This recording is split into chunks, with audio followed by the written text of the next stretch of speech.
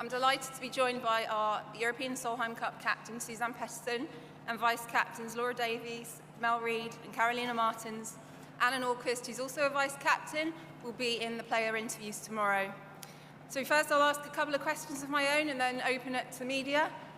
And we'll also take questions on Zoom. If you have a question, please raise your hand on Zoom and we'll come to you, and please unmute the mic. So, Suzann, last year you retained the Solheim Cup in Spain. What would it mean to win here in the USA? Wow, it's been a quick year since Spain. Obviously, it was a quick turnaround, fast celebration, but obviously being back in the US is different. Everyone we're all aware of that. At the same time, I think it's a great challenge to try and go out there again and get the job done. The players are all up for it, but we know it's going to be a big task. Mel, how does it feel to be back in the team? Yeah, I mean, obviously it's a huge honour.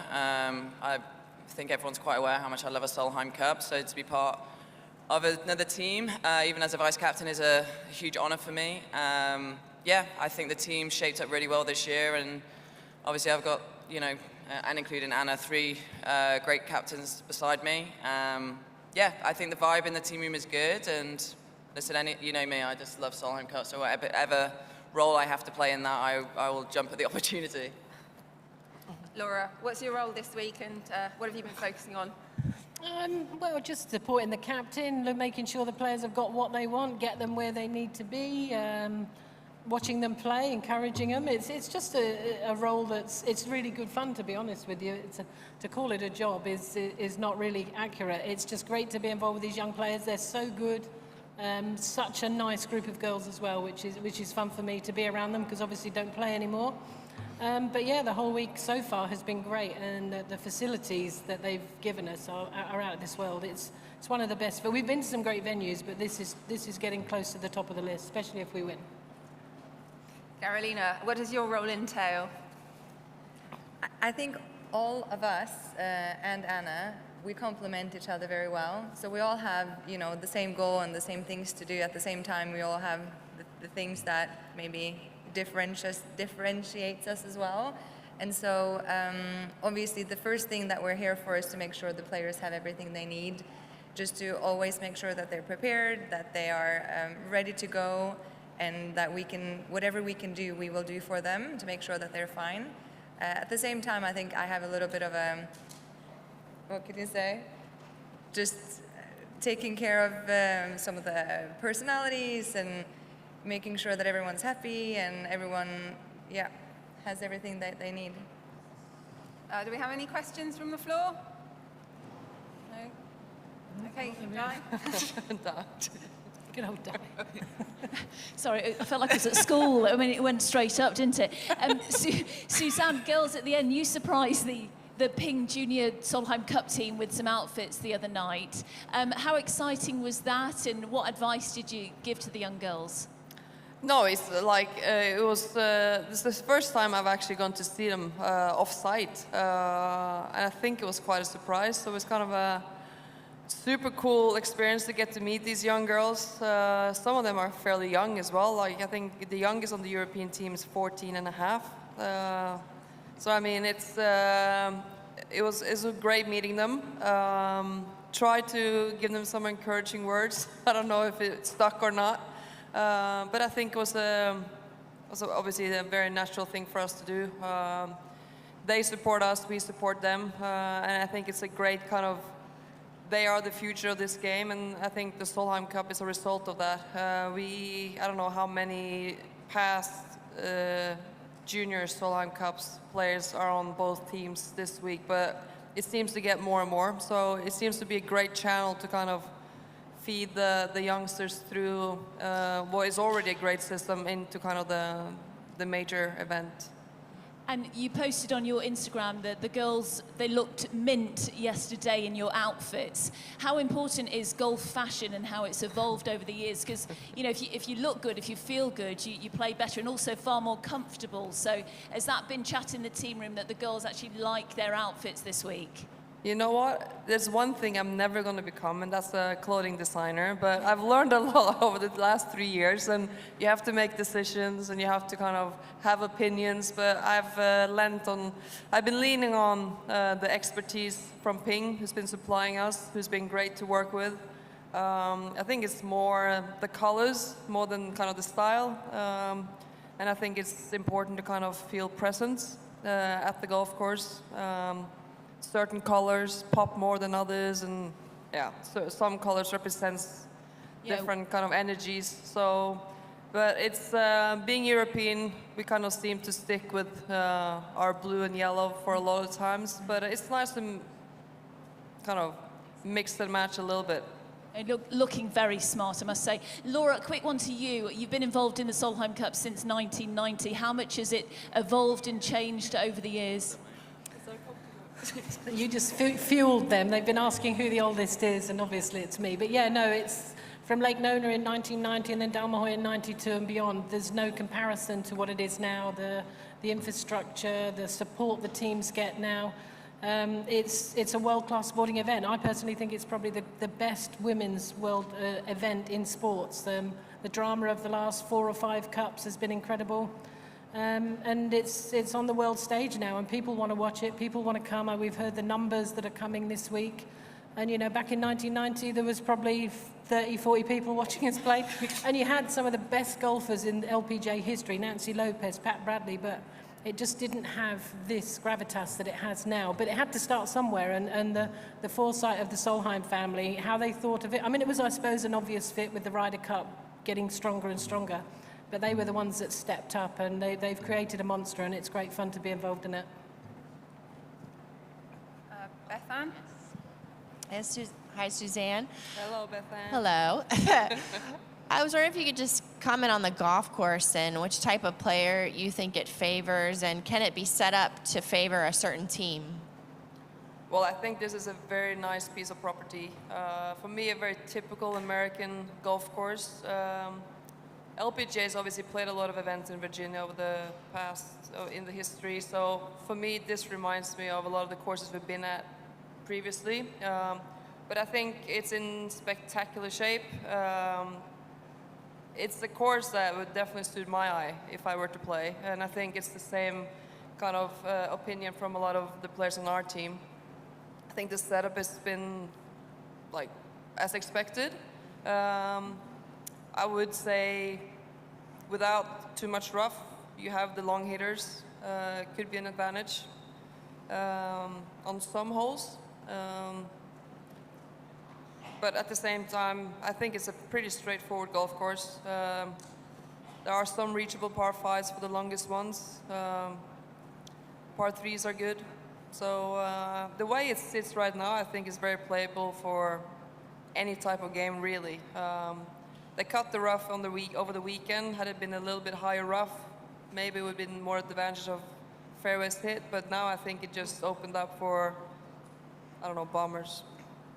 Is there anything that you're doing differently this time around to last year in Spain? And do you have like a theme for the week in the locker room?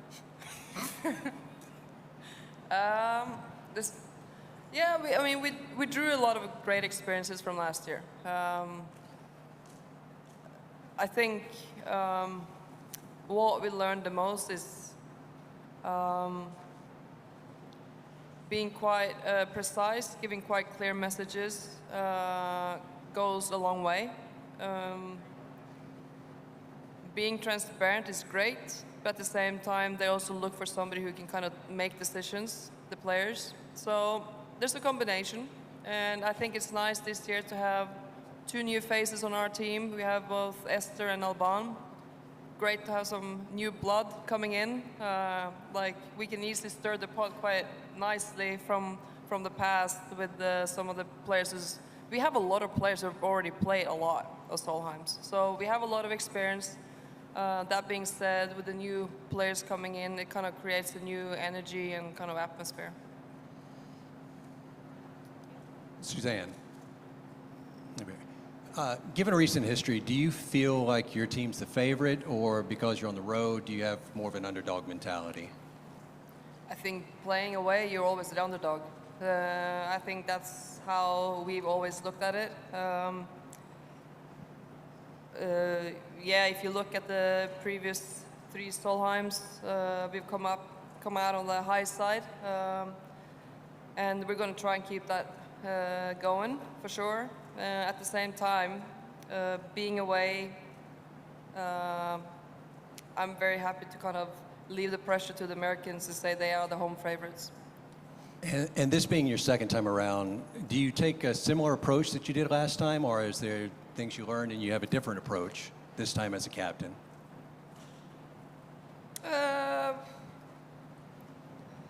I think it's fairly similar. The players obviously have gotten to know me a little bit more, the ones who didn't know me that well last year. Like I said earlier, last year I tried to be quite transparent, and I think that was maybe not, it didn't come across the way I was hoping it was going to, so I'm going to be quite direct with the players, and whatever we agree on is pretty much what's going to be the decision making. So the players are all here to play, we're all here to win, and whatever match or pairings we decide, the players are all up for it. So that makes it a lot easier for us as well. Suzann, I wanted to ask you about Charley as the highest ranked player on Team Europe. What do you want to see from her this week? And the follow-up would be, do you get the sense that she's comfortable with her celebrity status online and social media, Instagram, 600,000 followers, that kind of deal? Celebrity status? That's a new one. We're just happy Charley's already showed up. No. Charley's on fine form. She's flying high, doing her own thing. I actually think she's in a great spirit. She loves the Solheim a lot. And thankfully we only have one of her on our team. Because imagine having 12 of her, that would be kind of a handful. But we've learned to deal, I mean, I know Charley fairly well over the years. I've played a lot with her. I really enjoyed being paired with her. So I feel like I've seen every side of her, kind of from a playing and kind of trying to be a captain. So I'm really happy to have Charley here, and she's been excited over the last month or so, and she's been trying to prepare the best she can to come here, out here, coming out on her best side. For the assistants, I'm wondering if you could compare Suzann's approach as captain to some of the other captains you've been around in Solheim history. Well, I've played under quite a few captains over the years, and never played under Beanie, Katrina Matthew, but they have a lot of similarities for me with their approach. It's very direct. Players know where they stand, and they have huge respect because they've both been such great Solheim Cup players. And you know, that's the one thing players can look to, the new players. They might not have seen them necessarily playing at their very best, but they can look at their records and realize when they say something, they're saying it from a good position of knowing what's gone before. Some of the captains over the years, Reid, all different. They all bring something different, but I would say the last 2 captains for me have been in a very similar vein, although very different personalities, but they bring the same sort of traits. And maybe that's why we've won the last 3, because what they bring is a good combination of great history in this tournament plus respect. Suzann, what's the challenge like of being a captain while not actively playing and still managing your team while not out on tour all the time? I think the hardest thing that I experienced last year, and I thought it was actually not as hard as I anticipated. It was actually to kind of, once the players are on the first tee, you have no control. And you know, it's always easier to kind of be inside the ropes, having the club in your own hand and you're in charge. Now you're just like crossing your fingers, like hoping for the best, hoping that the preparation you've kind of done is good enough. And then you literally just have to let them go and kind of do what they do best and trust that. I'm a little bit of a control freak, so I thought that was going to be a lot harder last year, but I really enjoyed just sitting on the sideline, watching these phenomenal golfers getting the job done. I mean, win or lose, all you want is for them to go out there and play their hearts out, and that's all you can ask. So I think that was kind of the best experience that I drew from last year. Who do you think needs to rebound or improve the most from last year for the team to potentially win this year? I mean, it could be nice to maybe have a little bit better start. But that being said, I think last year's Friday morning was a good wake-up call as well for, I think, all of us. Don't necessarily think that everything's just going to roll our way just because we've been successful over the last previous ones. So, and I think that's still kind of quite fresh in all the players' mind. Yeah, trying to be consistent in each session.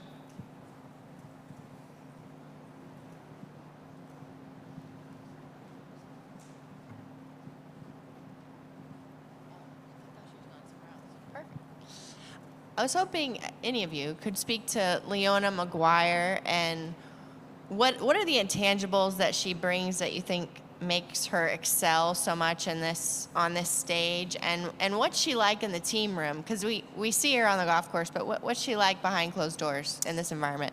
Well, she's my best friend, as everyone knows. She actually sits next to me at dinner now, just without me pushing her, so it's actually quite nice. She's fiery. She's on the golf course. I think you see that. She's very passionate. She loves match play. She loves Solheim Cup. She loves looking at her competitor in the face saying, I'm going to beat you. And she wears that extremely well in the team. You know, and she never gives up. She has so much grit and determination. It's exactly the kind of player you want on your team. And she's not a long player, and I think that's what frustrates the competitors as well, is that she just gets it done, not hitting it very far. As far as the teaming, like obviously she's one of the quieter players, but at the same time she's really come out of her shell in the last few years. And I've spoke about this at the previous Solheim Cup, I think, that I was part of, and even in Inverness, from the start of the week to the end of the week, she was a completely different person. And I'm just really proud of how she's really kind of grown and is very comfortable in her own skin now.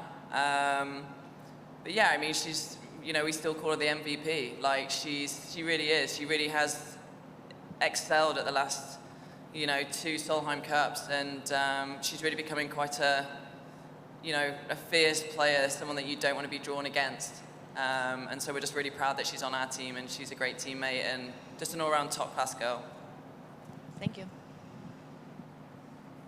God, that almost made me sick saying nice things about her. Do we have any more questions from the floor?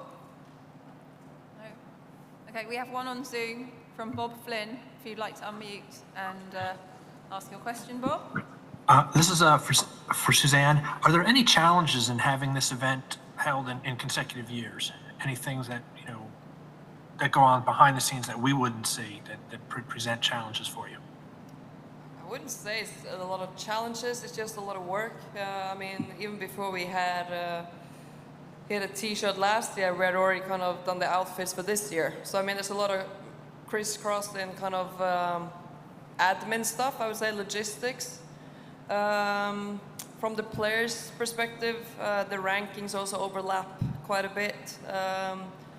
But I think it's going to be nice once we kind of get this one out of the way, and then we're back on like a regular every other year. I think that's good for the game. I think it's respectful for the guys as well as us. So this is just what we're just dealing with what we need to do to kind of get opposite the guys again. And with little turnover on both sides, does that give an advantage to either team? I don't really think it matters, to be honest. I think the nice thing, it literally feels like the 23 Solheim was just yesterday. It's so fresh in mind, it literally feels like it. So it's kind of nice to kind of get that feel and kind of energy going again. But other than that, I think it hasn't been that hard. And I think it was the only right thing to do for both Stacey and myself to kind of do this, because I think it would have been an awful hard job for someone new to come in and do everything in 11 months' time. Okay, any more questions? In that case, thank you very much for joining us, and best of luck this week. Thank you.